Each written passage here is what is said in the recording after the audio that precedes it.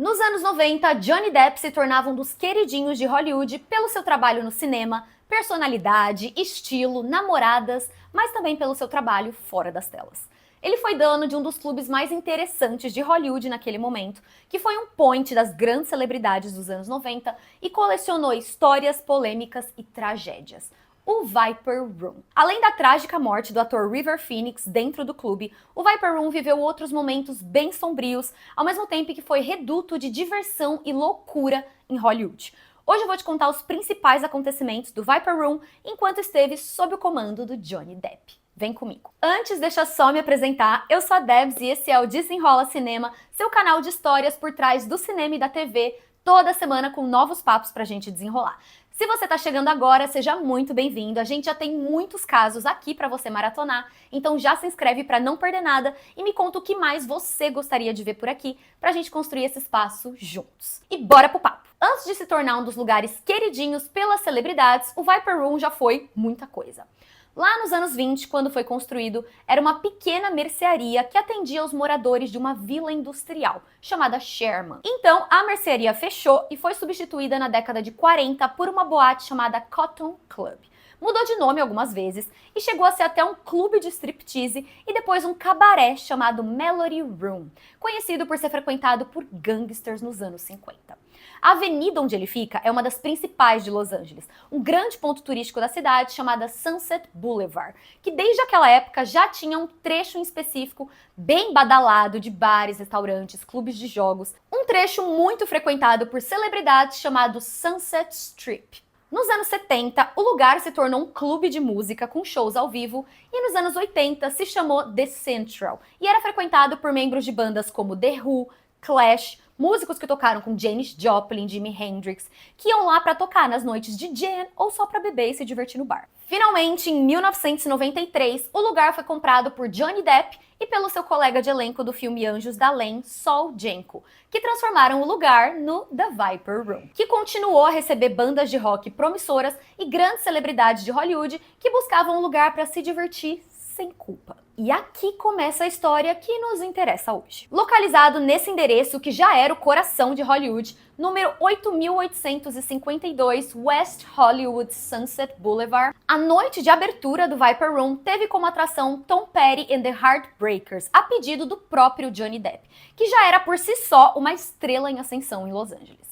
O Viper Room foi comercializado como uma casa de shows, mas tinha também um bar de uísque que foi palco de muitas festas ao longo dos anos.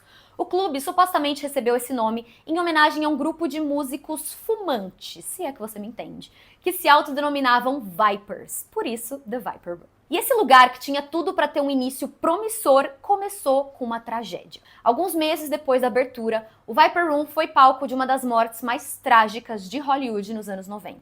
Na madrugada de Halloween, o ator River Phoenix sofreu uma overdose dentro do clube depois de tomar um coquetel de cocaína com heroína, conhecido como Speedball, que foi entregue a ele pelo guitarrista do Red Hot Chili Peppers, John Frusciante. Assim que bebeu, o River começou a passar mal, foi levado para fora pela porta dos fundos do Viper Room, onde caiu e começou a ter convulsões.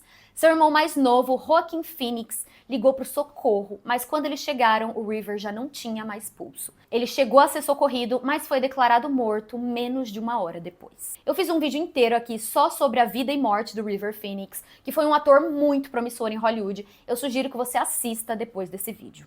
Ele tinha só 23 anos quando morreu, foi muito triste. E durante os anos em que foi dono do clube, o Johnny Depp fechou o Viper Room nas noites de Halloween desde a morte do River como uma espécie de homenagem ou luto. E assim, é horrível dizer, mas se tem uma coisa que é verdade no mundo, e ainda mais em Hollywood, é que um escândalo atrai o interesse das pessoas.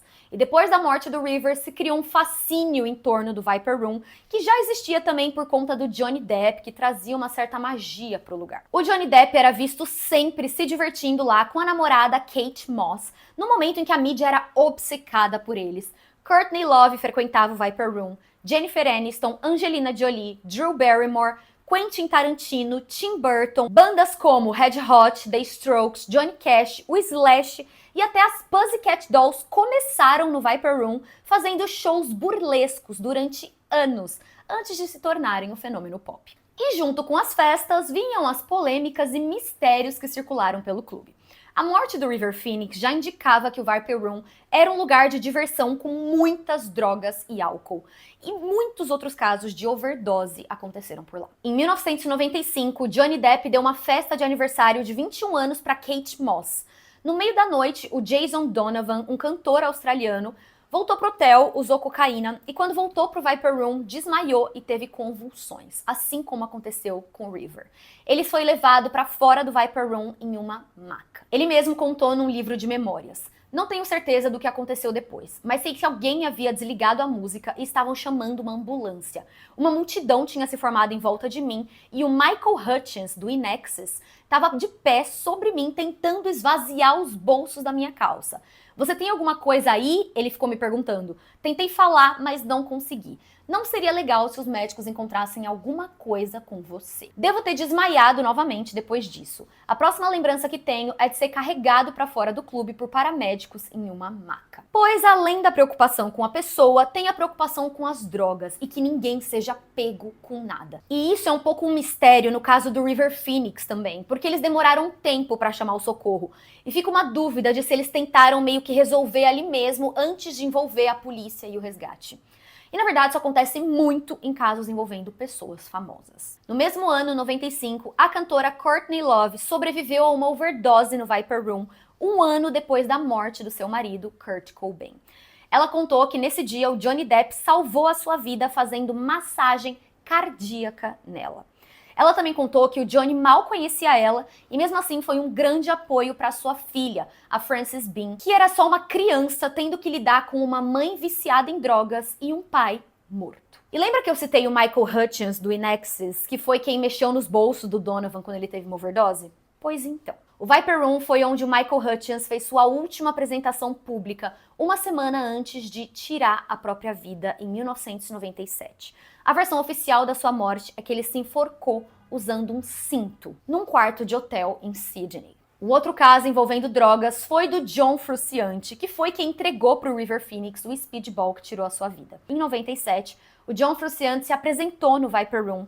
Era o seu retorno para lá depois da morte do River. Os seus parceiros do Red Hot estavam lá todos para dar apoio, mas ele estava no auge do seu vício em drogas e mal conseguiu cantar. O The Guardian descreveu a situação dele nesse dia, dizendo que seus dentes superiores tinham caído, suas pernas, braços e tornozelos estavam marcados por queimaduras de cigarro, suas unhas estavam ensanguentadas. Com apenas 28 anos e já um guitarrista elogiado, creditado por reinventar a arte, Frusciante tinha se tornado um clichê das drogas e do rock and roll. No ano seguinte, ele entrou em reabilitação e voltou para o Red Hot para o álbum Californication, que seria uma grande virada na sua carreira. Em 2001, o vocalista do Slipknot, Corey Taylor, quase foi preso na frente do Viper Room. A banda estava gravando o álbum Iowa em Los Angeles e saíram para se divertir à noite. Eles foram expulsos de um bar chamado Rainbow, que fica na frente do Viper Room, depois de jogarem copos de shot nas pessoas. E aí, bem doidos, decidiram atravessar a rua para entrar no Viper Room. E aí, ali do lado, um amigo do Corey desafiou ele a chutar o vidro de uma loja. Por quê? Não existe explicação. Jovens, idiotas e bêbados. E aí, ele de shorts foi lá e chutou a janela de vidro que quebrou. E na hora, tinha um carro de polícia parado num semáforo do lado dele. Ele contou que nem tentou correr, ele foi até o carro da polícia e colocou as mãos no capô do carro. Imagina essa cena. E os policiais algemaram ele e sentaram ele ali na sarjeta do Viper Room. E aí a galera que saía do clube começou a tirar sarro dele, ele começou a xingar todo mundo, cuspir nas pessoas, criou um alvoroço ali na porta do Viper Room. E aí, vem da condição ali daquele cidadão, o dono da loja do vidro aceitou não prestar queixa se ele pagasse pelos danos. Ele tirou do bolso umas notas amassadas, tudo cagado, e entregou $500 pro cara e ficou tudo bem. Anos depois, o Corey Taylor falou sobre o seu vício em álcool, que ele bebia desde que acordava até a hora de dormir, e que a última vez que ele bebeu na vida foi no Viper Room, que ele saiu vomitando pela Sunset Boulevard e depois disso parou de vez. Mas além das festas descontroladas, no início dos anos 2000, o Viper Room também foi um clube secreto de Poker para Celebridades, onde os jogos eram de apostas altíssimas comandadas por uma garçonete chamada Molly Bloom, que inspirou o filme Molly's Game, A Grande Jogada, um filme de 2017. As apostas começavam bem fraquinhas, em torno de $50 mil, e celebridades como Leonardo DiCaprio, Ben Affleck e Tobey Maguire apostavam lá no Viper Room com a Molly. Ela servia comida e bebida aos jogadores e organizava ali o que fosse necessário durante as partidas. O primeiro jogo teve Tobey Maguire, Leonardo DiCaprio, o diretor Todd Phillips e um produtor, Houston Curtis. A Molly contou no seu livro: eu assistia fascinada. Era tudo inacreditavelmente surreal. Eu estava num canto do Viper Room contando $100 mil em dinheiro vivo. Estava na companhia de astros do cinema, diretores importantes e poderosos magnatas. Eu me sentia Alice no País das Maravilhas, caindo pela toca do coelho. E esses jogos só envolviam os poderosos do dinheiro, nenhum jogador profissional, nem nada disso. O que começou a atrair cada vez mais gente da indústria. O negócio começou a crescer, a Molly ganhava cada vez mais dinheiro e expandiu o negócio. Do porão do Viper Room, as partidas de pôquer foram para quartos de hotéis luxuosos, com massagista, garçons e funcionários que faziam o que aqueles caras queriam. Matt Damon ia jogar com ela e até as gêmeas Olsen, que levaram um bilionário junto com elas. Mas isso aqui já era mais pra frente, fora do Viper Room. Mais importante saber que os negócios proibidos da Molly nasceram no clube do Johnny Depp. No fim, ela acabou sendo pega pelo FBI e condenada a 1 ano de liberdade condicional. E esse não foi o único escândalo financeiro que nasceu no Viper Room. Em 1999, o Johnny Depp tinha um outro sócio, Anthony Fox, que acusou Johnny de cometer fraude e desviar milhões de dólares do Viper Room. No final de 2001, o Anthony Fox ia testemunhar no tribunal contra o Johnny Depp quando desapareceu. A caminhonete dele foi encontrada, mas o seu corpo não. Até hoje, o desaparecimento dele é um mistério, ele nunca foi encontrado e surgiram teorias de que o Johnny Depp podia estar envolvido. O caso nunca foi concluído, mas o processo de fraude seguiu e em 2004 o Johnny Depp decidiu entregar sua parte do clube para a filha do Anthony Fox, encerrando assim a sua história com o Viper Room. E o Anthony realmente nunca foi encontrado. O Viper Room apareceu em vários filmes, incluindo Valley Girl, de 83, o filme do The Doors, As Panteras, de 2003, também foi filmado lá, e Be Cool, com o John Travolta e a Uma Thurman. O videoclipe da música Blow, do Ed Sheeran com o Bruno Mars, também foi filmado lá dentro. O clube também foi tema de um episódio de Ghost Adventures, aquele reality show que investiga a presença de fantasmas e atividade paranormal nos lugares, sabe? E sim, o Viper Room tem muitas polêmicas, mas ele também é conhecido por ter sido um espaço muito importante para a cena musical da cidade, principalmente da música ao vivo, com grandes bandas se apresentando em um clima muito intimista e confortável. Imagina ver um show dentro desse lugar de artistas como Bruce Springsteen, Oasis, Queens of the Stone Age, Courtney Love, Natalia Cole, Elvis Costello, Lenny Kravitz, Pearl Jam, The Strokes, e o lugar ainda funciona. Em 2023, o Green Day fez um show no Viper Room só de covers, tocando Nirvana, Ramones e David Bowie. Imagina ver isso. Esse lugar é incrível. Além de ser porta de entrada para muitos grupos e bandas, como foi o caso das Pussycat Dolls.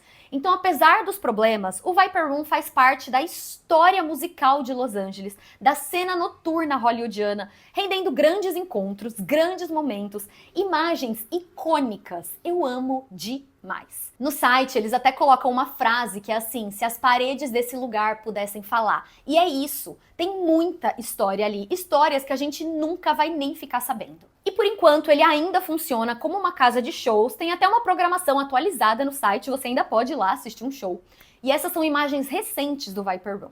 Mas em julho de 2018, o terreno foi comprado por uma construtora chamada Silver Creek Development, que pretende transformar todo o quarteirão em um complexo de hotel, apartamentos, restaurantes, sabe? No projeto tem um espaço no subsolo para uma futura casa de shows chamada Viper Room, que vai ficar perto do endereço original. E eles estão trabalhando em um museu no térreo. Eles disseram: planejamos criar um Viper Room revitalizado e um espaço de memorabilia na Sunset que ficaria aberto durante o dia. Pode incluir guitarras, o toldo e a marquise, para que os turistas possam vir e aproveitar a história da música ao vivo na Sunset. Vamos manter o tema, o grunge e tudo isso da melhor forma possível. Isso tudo ainda é um projeto, então o futuro do Viper Room ainda é incerto. Eu acho triste que subam prédios em volta dele e deixem tudo super moderno, porque eu acho que vai acabar com a aura do que é a Sunset Strip, que eu, por exemplo, adoraria conhecer um dia, sabe? O Viper Room é um dos lugares fascinantes e que guardam muita história de Los Angeles, mas não é o único. Outros, como o Hotel Chateau Marmont, são cheios de memórias e polêmicas das celebridades de Hollywood. E se vocês gostarem desse tipo de vídeo, eu posso trazer a história desses outros lugares aqui pra vocês. Vamos continuar conversando lá nos comentários. A gente se vê no próximo Desenrola Cinema. Fiquem bem e um beijo!